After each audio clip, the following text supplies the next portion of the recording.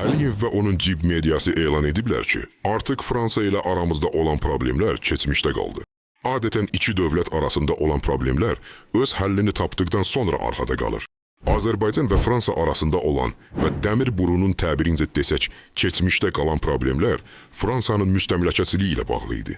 Daha doğrusu bu məsələ Azərbaycanı ümumiyyətlə maraqlandırmasa da, Britaniya öz rəqibini komandasındakı Təlxəyin əli ilə şillələyərək təhqir etmək istəyirdi. Britaniya Fransa ilə problemini həll elədi. Azərbaycan da Fransanın müstəmləkə siyasəti aparmaqda günahlandırmağı dayandırdı. Fransa öz müstəmləkə siyasətini dayandırıb? Xeyr. Bu siyasi gedişlərdən siz nə başa düşürsünüz? Misal üçün Fransa Azərbaycana bu münaqişə fonunda bir şillə çəksəydi və Azərbaycanlılar kütləvi şəkildə öldürülsəydi, nə olacaqdı? Onların ağzını cırarıq. Yavaşla biraz vətənşivən abi. Fransa, Amerika, Britaniya kimi akulalar ilə müqayisədə zəif görünə bilər. Amma sənin kimi ölkələrin 15 dənəsindən bu dəqiqədə Afrikada müstəmləkə vergisi alır. Mənim gəldiyim qənaət budur ki, dəmir burun Britlərin qulbaşısıdır. Qullar da bizik. Siz nə düşünürsünüz? İnternet üzərində digər şəbəkələrdə vətəndaş X yazın və məni yenidən tapın.